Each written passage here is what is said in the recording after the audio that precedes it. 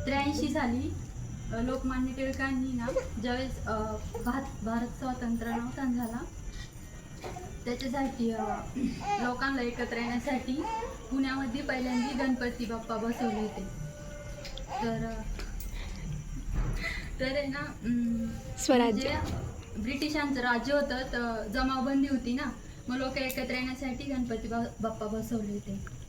मग गणपती बाप्पा 10 दिवस कावर बसवता माहिती का? व्यास ऋषी ना त्यांनी गणपतींना महाभारत लिहायला लावलं होतं. तर त्या 10 दिवसामध्ये गणपतीला खूप असं उष्णता तयार झाली होती, घाम येत होता आणि त्यांना अशक्तपणा आलेला होता. तर मग त्या ऋषींनी काय केलं, मातीमध्ये पाणी ओतून चिखल करून त्याचा लेप गणपतींना लावला आणि मग 10 दिवस गणपतींना अशक्तपणा होता म्हणून गोडधोड त्यांच्या आवडतीचे फळं वगैरे खाऊ घातले. मग 10व्या दिवशी अनंत चतुर्थीच्या दिवशी ना त्यांना खूप ताप आला, उष्ण शरीर तयार झालं, लाल झाले ते, म्हणून त्यांना पाण्यामध्ये विसर्जित केलं. मग गौरी गणपती सण आपण का करतो, तर गौरीनी ज्यावेळेस म्हणजे गौरी म्हणजे ही पार्वती शिवाची आदिशक्ती, तिने ज्यावेळेस तप केलं होतं त्यावेळेस ती स्नानासाठी गेली. तिने उटणं आणि हळदीचा लेप लावला होता.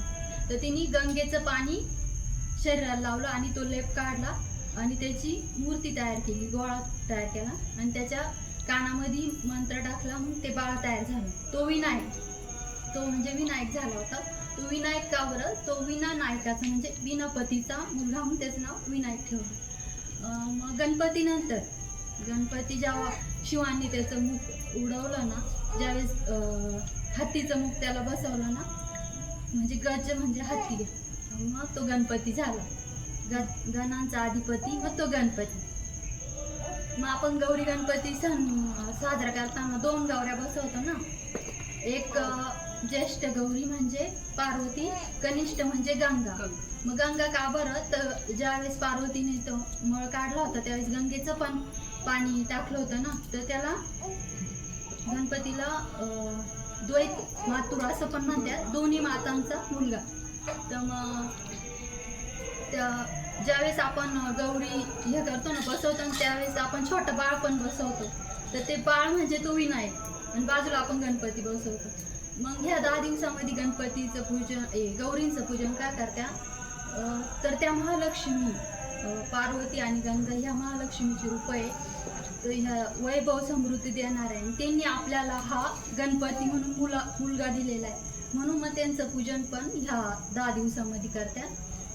गणपती हा विघ्नहर्ता आहे, सगळ्या जगाचा दाता आहे, बुद्धी देणारा दैवत आहे.